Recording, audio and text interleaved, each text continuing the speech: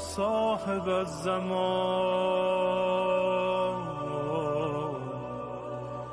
الغوث الغوث الغوث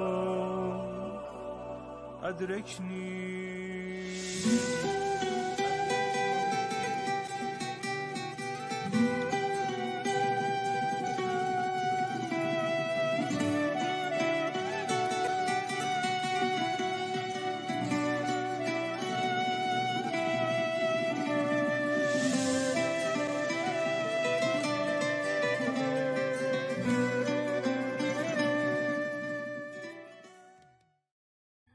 اعوذ باللہ من الشیطان اللعین الرجیم. بسم اللہ الرحمن الرحیم. وصلی اللہ علی محمد وآل بیتہ الطیبین الطاہرین المعصومین. بارگاہ ملکوتی امیر المومنین سرزمین نجف اشرف سے مومنین کرام کی خدمت میں تیسرے انٹرنیشنل المعارف العلویہ شارٹ کورس کو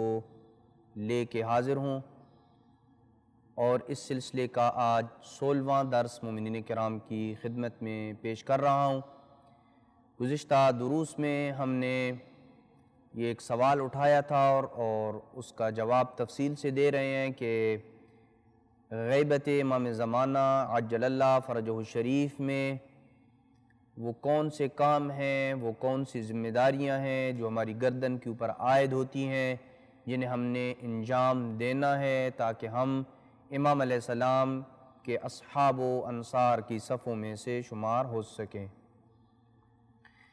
تو کچھ چیزیں بیان ہو چکی ہیں، جیسا کہ امام علیہ السلام کی معرفت ہے، امام علیہ السلام کی امامت کے اوپر کاربند رہنا ہے، امام علیہ السلام کے دشمنوں سے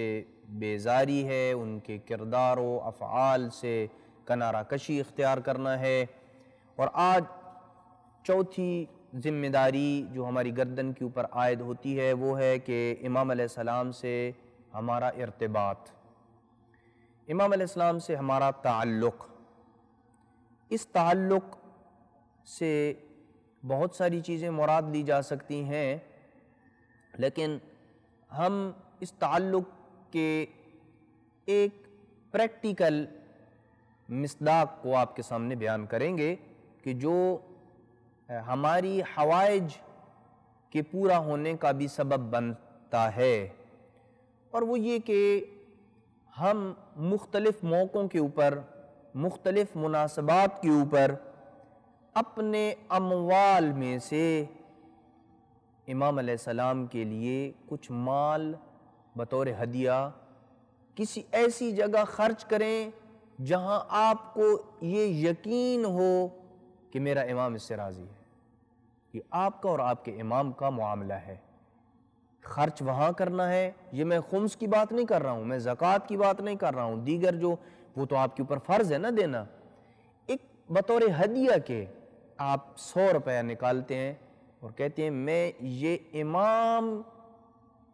کے لیے بطور ہدیہ کسی کو یہ دے رہا ہوں، امام کے لیے دے رہا ہوں. بہت سارے لوگ بڑی خوشی ہوتی ہے، وہ نکالتے ہیں کہ میں نے امام علیہ السلام کے لیے یہ ہدیہ کسی کو دیا ہے،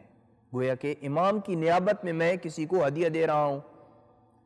اور امام اس سے خوش ہوتے ہیں کہ میں اپنے شیعہ تک ڈائریکٹ تو میں یہ چیز نہیں پہنچا سکتا ہوں، لیکن کچھ ہمارے ایسے محبین موالی ایسے موجود ہیں کہ جو مجھ سے محبت کرتے ہیں، جو میرے چاہنے والے ہیں، وہ میری نیابت میں میرے ایسے ماننے والوں کو کہ جن کے مالی حالات اچھے نہیں ہیں ان کو وہ چیز دے دیتے ہیں. اور بہت اجر اور ثواب ہے اس کے اوپر. میں چاہتا ہوں کہ آج کوئی زائد گفتگو نہ کروں، فقط روایات آپ کے سامنے پڑھوں اس سلسلے میں تاکہ آپ کو یہ علم ہو جائے کہ امام زمان عجل اللہ فرجہ الشریف کے لیے اپنے اموال سے نکالا ہوا مال کسی کو ہدیہ اور دینا اور بطور صدقہ کے امام کی طرف سے دے دینا، اس کا کیا اجر اور کیا ثواب ہے. مفضل بن عمر امام علیہ السلام کا بڑا پیارا صحابی ہے.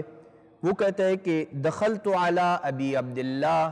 علیہ السلام یوماً، میں ایک دن امام علیہ السلام کی خدمت میں حاضر ہوا. وَمَعِي شَيْءٌ فَوَضَعْتُهُ بَيْنَ يَدَيْهِ، کچھ میرے پاس مال و متاع تھا، میں نے وہ امام علیہ السلام کے سامنے رکھ دیا۔ فقال ما ھذا، امام علیہ السلام نے کہا کہ یہ کیا ہے؟ فقلت ھذہ صلۃ موالیک وعبیدک، یہ آپ کے جو چاہنے والے ہیں، جو آپ کے غلام ہیں، ان کے لیے بطور صلہ رحمی کے کچھ مال ہے۔ تو امام علیہ السلام نے فرمایا کہ یا مفضل انی لاقبل ذلک، میں ضرور اس کو قبول کرتا ہوں، اگرچہ میری اپنی کوئی شخصی حاجت ان کی طرف نہیں ہے کہ میں یہ لوں اور میں کوئی اپنے لیے اس کو استعمال کر لوں گا۔ وما اقبلہ الا لیزکوا بہ، میں اس کو قبول نہیں کرتا ہوں لیکن اس سے ان کے لیے تزکیہ ہے، ان کا مال پاک ہو جاتا ہے۔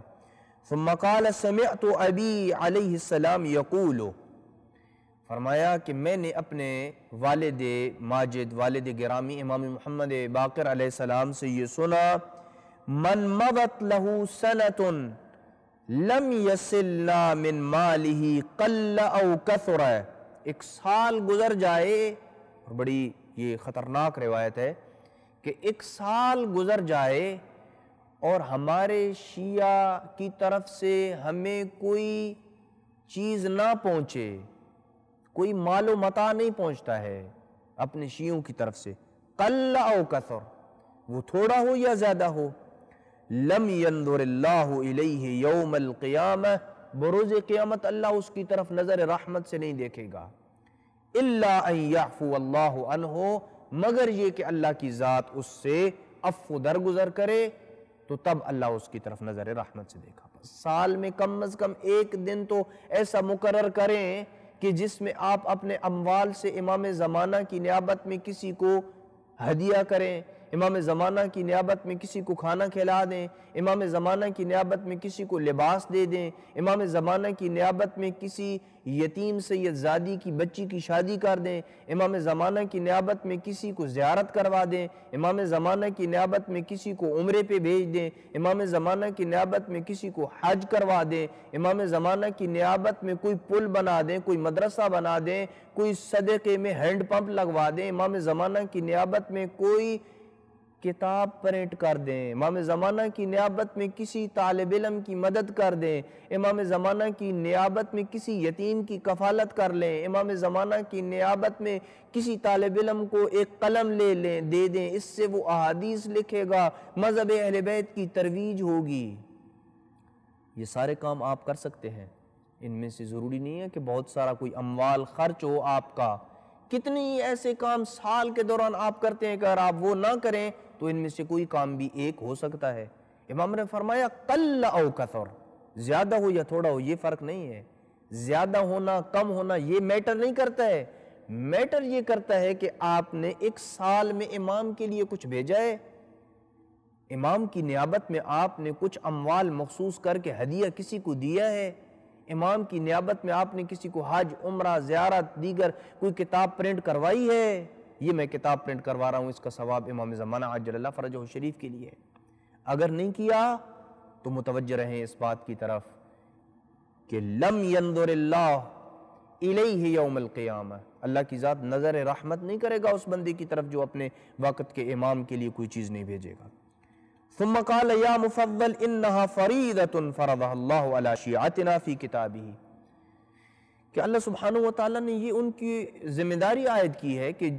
اپنی کتاب میں ہمارے شیعوں کے اوپر کہ لن تنالوا البر حتی تنفقوا مما تحبون، جو چیز تم پسند کرتے ہو وہ اللہ کی راہ میں خرچ جب تک نہیں کرو گے تو تم نیکی کو نہیں پا سکو گے۔ فنحن البر والتقوی، وہ نیکی جس کو پانے کی تاکید کی گئی ہے، امام جعفر صادق علیہ السلام فرماتے ہیں فنحن البر والتقوی، وہ نیکی اور تقوی ہم ہیں، وسبیل الہدا، اور ہدایت کا سبیل اور رستہ ہم ہیں، وباب التقوی، تقوی کا دروازہ ہم ہیں، لا يحجب دعاؤنا عن اللہ، ہماری دعا اللہ سے محجوب نہیں ہے، اللہ ہماری دعا اور اپنے درمیان کوئی پردہ نہیں ہے، ہم جو چیز بھی اللہ سے دعا کے طور پہ مانگتے ہیں وہ دعا قبول ہوتی ہے۔ اس لیے اگر آپ کوئی چیز امام کے لیے خرچ کریں گے اور آپ اللہ کو امام مہدی عجل اللہ فرجہ الشریف کا واسطہ قرار دیں گے تو یقیناً امام مہدی کے توسل سے، امام مہدی کے واسطے سے آپ کی یہ دعا قبول ہو جائے گی، اور خود امام بھی آپ کے لیے دعا کریں گے کہ اس بندے نے مجھے یاد رکھا، میں اس کی حاجت روائی کے لیے اللہ سے دعا کرتا ہوں کہ اے اللہ یہ میرا مومن بندہ ہے، اے اللہ یہ میرا اتباع کرنے والا بندہ ہے، یہ میری اطاعت کرنے والا میرا شیعہ ہے، اس کی حاجت کو پورا کیجئے، جیسے کہ آگے آ رہا ہے۔ اقتصروا علی حلالکم وحرامکم، اپنے حلال و حرام کے اوپر ہی اکتفا کرو۔ وَإِيَّاكُمْ أَن تَسْأَلُوا أَحَدًا مِّنَ الْفُقَهَاءِ عَمَّا لَا يَعْنِيكُمْ وَعَمَّا سَطَرَ اللَّهُ عَنْكُمْ، خبردار فقہا سے کسی ایسی چیز کے متعلق سوال نہ کرو کہ جو تمہارے متعلق نہیں ہے، عَمَّا لَا يَعْنِيكُمْ، خواہ مخواہ تم یہ سوال کرو کہ بھئی مجھے مسئلہ شرعی کی علت بتاؤ، یہ تم سے ریلیٹڈ نہیں ہے کہ اللہ سبحانہ وتعالیٰ نے صبح کی 2 رکعت نماز کیوں رکھی ہیں، اس کے متعلق تم کسی فقیہ سے سوال کرو، یہ تمہارا کام نہیں ہے کہ تم یہ سوال کرو، یہ تمہاری شرعی ذمہ داری نہیں ہے کہ مسئلہ شرعی کے اندر پوشیدہ مصلحتوں اور حکمتوں کے متعلق تم فقیہ سے سوال کرو۔ احکام شرعیہ کے اندر موجود جو مصلحتیں اور حکمتیں ہوتی ہیں وہ اللہ کی ذات اور والراسخون فی العلم جانتے ہیں کہ اس کے اندر کیا مصلحت ہے۔ اللہ کی ذات نے احکام شرعیہ کے اندر جو مصالح اور مفاسد رکھے ہیں ان کا ہمیں کیا علم ہے کہ آپ مجھ سے پوچھیں گے یا فقیہ سے پوچھیں گے کہ یہ بتاؤ۔ لہٰذا بہت سارے مومنین سوشل میڈیا کے اوپر یہ سوال کرتے ہیں کہ بھئی جب ہم حج پہ جاتے ہیں تو مردوں کے لیے یہ کیوں منع ہے کہ وہ دن کے وقت چھت والی گاڑی استعمال نہیں کر سکتا، ایسا سایہ جو متحرک سایہ ہو جو آپ کے چلنے کے ساتھ ساتھ چلتا ہے، جیسے جہاز کا، چھتری کا، گاڑی کا سایہ ہے، یہ بھئی کیوں حرام ہے مرد کے لیے؟ یہ کیوں نہیں پوچھنا ہے آپ نے؟ خانہ کعبہ کے ارد گرد 7 چکر کیوں لگانے ہیں؟ 3 کیوں نہیں لگانے؟ 5 کیوں نہیں لگانے؟ 8 کیوں نہیں لگانے؟ اس میں کیا حکمت ہے؟ اللہ کی ذات کا حکم ہے، میں اس کے حکم کو بطور تعبد من عن اس کو قبول کر رہا ہوں اور اس کو انجام دے رہا ہوں۔ ایک سال مجھے یاد ہے کہ حج کے موقع کے اوپر یہ آیت اللہ سستانی کا فتویٰ ہے کہ جو بندہ پہلی دفعہ حج کے اوپر جا رہا ہے، اپنا واجب حج کر رہا ہے یا پہلی دفعہ حج کے اوپر جا رہا ہے تو اس کے لیے احتیاط واجب ہے کہ وہ سر منڈوائے۔ ایک بندے نے سر نہیں منڈوایا منا میں کہ بھئی کیوں منڈواؤں میں سر؟ کہاں لکھا ہوا ہے سر منڈوانا؟ محلقین رؤوسکم، قرآن مجید کی آیت ہے۔ لہٰذا احکام شرعیہ کے اندر پوشیدہ مصلحتوں اور حکمتوں کے متعلق سوال نہ کرو۔ لا تسألوا ایاکم ان تسألوا احدا من الفقہاء اما لا یعنیکم، جو تم سے چیز متعلق نہیں ہے اس کے متعلق سوال نہ کرو۔ جو چیز تم سے متعلق ہے، فقہی مسئلہ، اس کے متعلق سوال کرو۔ وعما سطر اللہ عنکم، اور جو چیزیں اللہ نے تم سے مخفی اور پوشیدہ رکھی ہیں ان کے متعلق بھی سوال نہ کرو۔ یہ تو آخرت میں انسان کو فائدہ ہوگا کہ جو بندہ امام علیہ السلام کے لیے کوئی اموال خاص کرتا ہے، اور دنیا میں بھی اس کا فائدہ ہے کہ اگر کوئی بندہ امام زمان عجل اللہ فرجہ الشریف کے لیے دنیا میں کچھ اموال خرچ کرتا ہے تو اس کا دنیاوی فائدہ بھی ہے۔ ایک روایت آپ کی خدمت میں امام جعفر صادق علیہ السلام سے عرض کروں۔ امام علیہ السلام فرماتے ہیں لا تدعوا صلۃ آل محمد من اموالکم، اپنے اموال میں سے آل محمد کے ساتھ صلہ رحمی کو ترک نہ کرو، ان کے ساتھ رشتے اور تعلق کو ترک نہ کرو اپنے اموال سے پیسہ اور خرچ کرنے میں۔ من کان غنیا فعلی قدر غنائہ، جو بندہ غنی ہے، مال و دولت اللہ نے اس کو عطا کیا ہے، وہ اپنے مال و دولت کے حساب سے آل محمد کے ساتھ صلہ رحمی کرے اور خرچ کرے، اپنے حقوق شرعی جو بنتے ہیں وہ بھی ادا کرے، خمس بھی دے، زکوٰۃ بھی دے، اور امام کے نام پہ ویسے بھی صدقہ و خیرات دے۔ وَمَنْ كَانَ فَقِيرًا فَعَلَىٰ قَدْرِ فَقْرِهِ، اور جو بندہ فقیر ہے وہ اپنے فقر و فاقہ کے بل بوتے پہ دے۔ ایک روٹی وہ کسی دوسرے فقیر کو امام زمانہ کی خاطر دے دے، ایک گلاس پانی کا کسی کو امام زمانہ کی خاطر دے دے، ایک کھجور ماہ مبارک رمضان میں امام زمانہ کی محبت میں کسی کو دے دے، ماہ مبارک رمضان میں امام زمانہ کی محبت میں کسی کو افطار کرا دے، اتنا تو وہ کر سکتا ہے۔ سال میں ایک مرتبہ امام علیہ السلام کے نام پہ کسی کو کھانا کھلا دے، سال میں ایک مرتبہ تھوڑا تھوڑا جمع کر کے ایک سوٹ کسی سیدزادی کو دے دے، یقیناً یہ بندہ امام علیہ السلام کی نگاہوں میں ہے اور رہے گا۔ کیا فائدہ ہوگا اس کا اگر وہ کوئی کرے گا تو؟ غنی ہے، اپنے اموال سے اپنی طاقت کے مطابق امام کے لیے خرچ کرتا ہے، فقیر ہے، اپنی استطاعت کے مطابق امام علیہ السلام کے لیے خرچ کرتا ہے، کیا اسے ملے گا؟ فرمایا وَمَنْ أَرَادَ أَن يَقْضِيَ اللَّهُ أَهَمَّ الْحَوَائِجِ إِلَيْهِ، جو بندہ چاہتا ہے کہ اس کی مہم ترین حاجتیں جو اس کی پوری ہونا ضروری ہیں، فَلْيَصِلْ آلَ مُحَمَّدٍ وَشِيعَتَهُمْ بِأَحْوَجِ مَا يَكُونَ إِلَيْهِ مِن مَالِهِ، کہ وہ امام آل محمد اور ان کے شیعوں کی جو حاجتیں ہیں ان کو پورا کرے اپنے اموال سے۔ لہذا جو آل محمد اور ان کی شیعوں کی حاجتوں کو پورا کرے گا، گویا کہ اس نے امام اور آل محمد کے ساتھ صلہ رحمی کی ہے۔ بس اپنی حاجتوں کو اگر پورا کروانا چاہتے ہیں ہم لوگ، تو امام جعفر صادق علیہ السلام نے بڑا پیارا نسخہ دے دیا، شیعہ کی حاجت کو پورا کرو، اللہ تیری حاجت کو پورا کرے گا۔ آل محمد کے نام پہ خرچ کرو، اللہ تیری حاجت کو پورا کرے گا۔ پیغمبر اکرم صلی اللہ علیہ وآلہ وسلم فرماتے ہیں من وصل احدا من اہل بیتی فی دار هذه الدنیا بقیرات، قیرات یعنی ایک کیرٹ، ایک وزن ہے جو سونے کا وزن ہے، ایک کیرٹ، ایک قیرات کی جتنی مقدار ہے وہ اس دنیا میں، اس فانی دنیا میں ہم اہل بیت میں سے کسی کے لیے وہ لگا دے، خرچ کرے ان کے نام پہ، کافیتہ یوم القیامت بقنطار، قنطار بھی ایک وزن ہے، 100 رطل کو بھی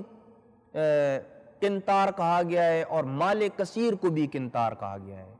کہا بروز قیامت میں مال کثیر سے اس کو اس کا بدلہ دوں گا جو اس دار دنیا میں ایک کیرٹ کی مقدار تک میرے شیعوں کا یا آل محمد کے نام پہ خرچ کرے گا۔ بس امام کی غیبت میں کیسے امام کے لیے کچھ مال دوں؟ امام علیہ السلام جب موجود ہوں، مجھے پتہ ہو کہ یہ امام ہے، فلاں جگہ پہ رہ رہے ہیں، میں جا کے ان کو مال دے دوں گا، لیکن امام کی عدم موجودگی میں کیسے اپنا مال امام تک پہنچاؤں؟ تو جواب یہ ہے کہ غریب شیعوں کی مدد کریں تو آپ کا مال امام تک پہنچ گیا ہے،